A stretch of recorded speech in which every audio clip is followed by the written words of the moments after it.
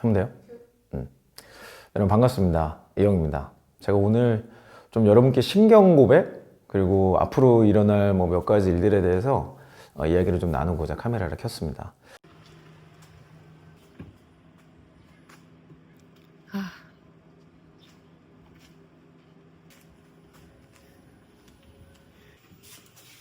찍을 줄 알았어. 목발을 좀 가지고 올 걸 그랬네.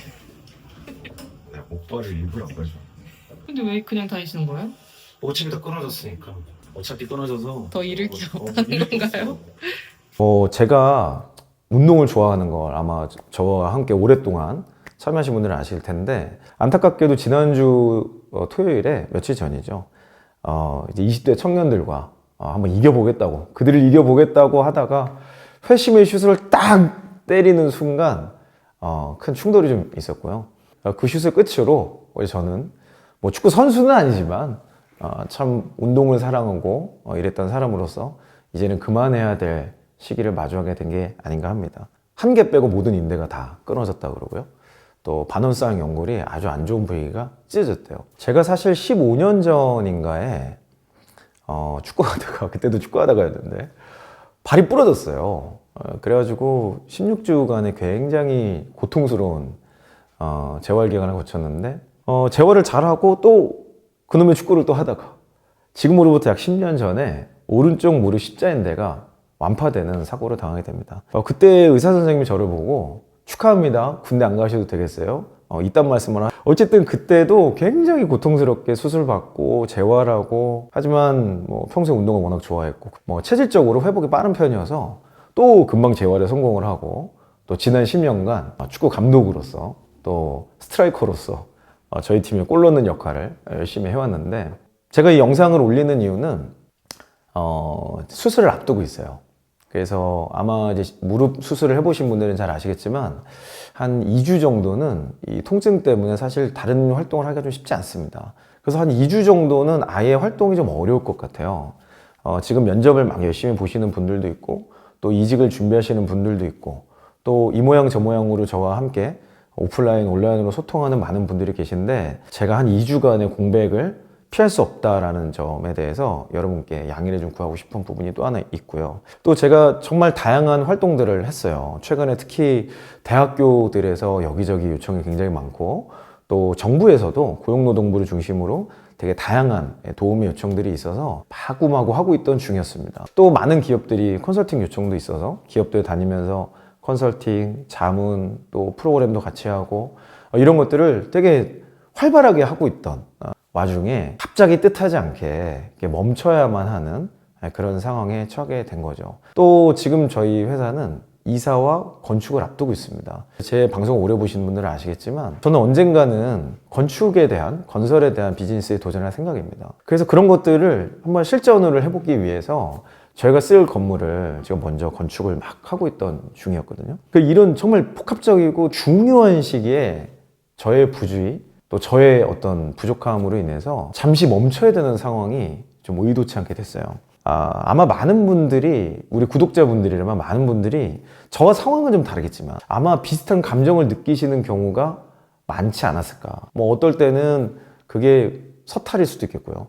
어떨 때는 다 된 것 같은 최종 면접이 떨어진 걸 수도 있겠고, 또 어떨 때는 회사 생활이 너무 고통스럽고 어려워서 뭔가 멈춘 것 같은 그런 느낌을 받으실 수도 있지 않았을까. 사실 감정적으로는 저는 여러 생각이 들어요. 그 사고 나는 그 순간이 계속 머릿속에 되뇌어요. 그때 내가 슛을 하지 말았더라면. 그 순간이 눈만 감으면 계속 리플레이가 돼요. 또 그 다음에 드는 감정은, 야, 이 나이에 이거 너무 창피하다.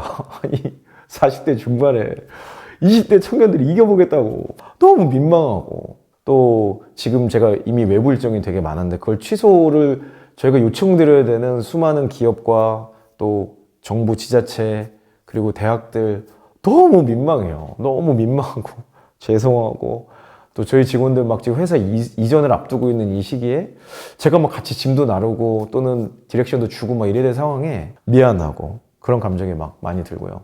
또 한편으로는 저는 어쨌든 사업체를 운영하고 있는 대표이사인데, 대표이사의 되게 중요한 능력이 자기관리 능력이거든요. 뭐 실력도 체력과 멘탈이 살아있는 다음에 뭐 구현이 되는 거지, 이게 와장창 무너진 뭐 CEO를 누가 믿고 따르겠습니까? 그래서 그런 여러 가지 내용들이 저를 되게 어렵게 만드는 부분이 있는 것 같아요. 누가 저한테 뭐라 그러는 사람은 아무도 없어요.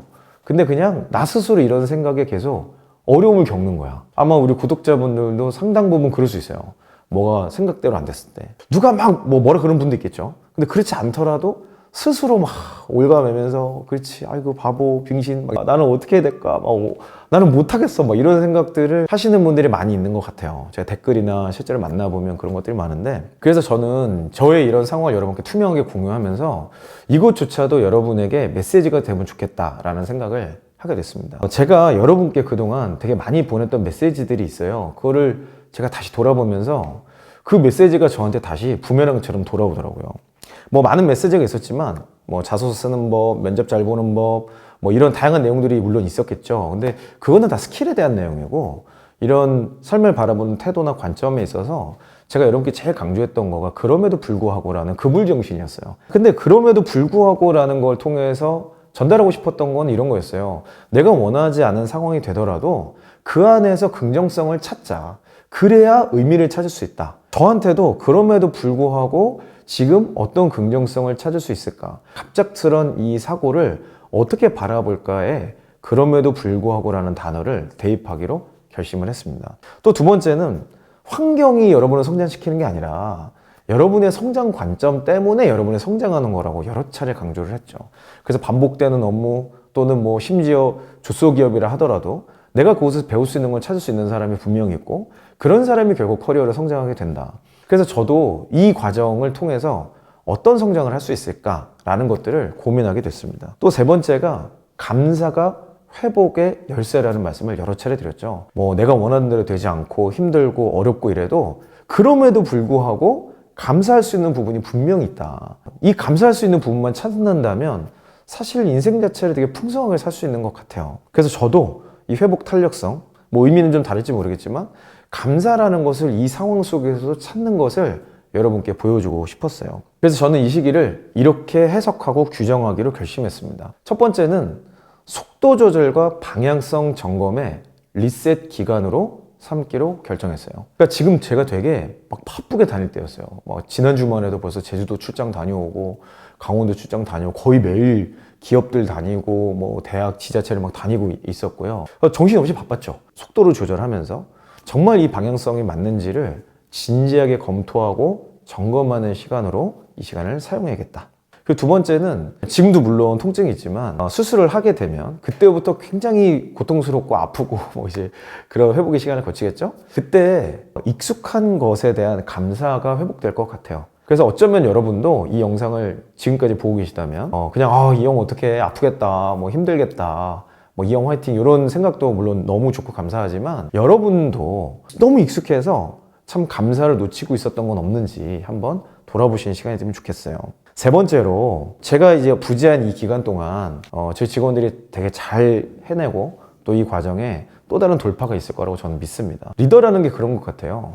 하는 게 없는 것 같고 이 사람이 뭐 대단한 역할을 안 하는 것 같아도 그 사람의 이 역할만으로도 기댈 수 있고 무언가를 얘기할 수 있는 부분이 있는 거, 심리적 안정감 이런 게 있는데 이 과정을 통해서 저희 직원들도 한층 성장된 어떤 사람들로 잘하지 않을까, 그런 기대들을 하게 됐어요. 그래서 저는 제 무릎이 좀 더 가치 있게 회복되기를 바라는 기대가 있습니다. 또 제가 말씀드렸던 긍정성, 성장 관점, 감사가 전해져서 모두는 아닐 수 있을 것 같아요. 하지만 적어도 이 메시지에 동의하시는 분이 삶이 좀 더 풍성해지시는 그런 결과가 되기를 바랍니다. 또 마지막으로 더 강력하고 더 깊은 내공으로 돌아온 이 형이 돼서 더 강력한 활동, 더 확장된 활동들을 하기를 기대합니다. 그래서 저는 여러분께 좀 도움을 요청드리고 싶은 게 있는데요. 오늘 이 영상을 보시면서 격려와 응원의 한마디 댓글로 남겨주시길 부탁드리고, 제가 이런 과정에서도 여러분이 요청하시는 컨텐츠는 뭐 병상에 누워있고 뭐 머리가 세집이 됐고 뭐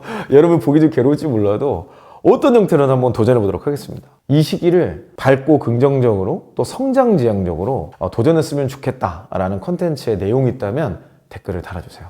너무 황당하고 엉터리는 제가 못하겠지만은 제가 할 수 있는 도전은 최선을 다해서 해보도록 하겠습니다. 어쨌든 뭐 여러 어려움과 힘든 시기지만 여러분 모두 이 과정을 잘 이겨내시길 바라고요. 저도 이 시간을 잘 이겨내서 여러분과 함께 더 강력하고 더 깊은 이영으로 돌아오도록 하겠습니다. 마지막으로 제가 벌써 여러 차례 다쳤잖아요.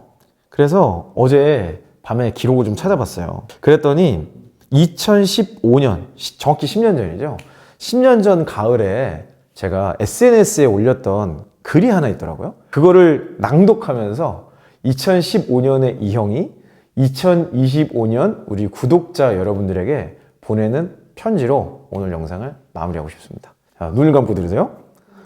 삶이 힘들고 머리 아파 삶의 낙을 찾지 못하는 친구분들께 누군가의 도움 없이 나 혼자 소변을 볼 수 있다면, 잠을 잘 때 몸을 돌아누울 때마다 고통을 느끼며 깨지 않는다면, 멋진 하늘을 보며 산들바람을 느낄 수 있다면, 앉아서 1시간 이상 무언가를 할 수 있다면, 화장실에서 미끄러져도 스스로 중심을 잡고 꽈당하지 않을 수 있다면, 하루에 2-3번씩 나를 찌르는 바늘이 없고 주렁주렁 달린 줄들이 없다면, 내 무릎에 피가 얼마나 고여 있는지 눈으로 볼 수 있는 주머니가 없다면, 혼자서 다리를 움직일 수 있다면, 목발 없이도 한 발자국 이상 갈 수 있다면, 누구에게 부탁하지 않고 좋아하는 커피를 마실 수 있다면, 내 몸보다 큰 기계의 도움 없이 무릎이 130도 이상 굽혀진다면, 목발이 있더라도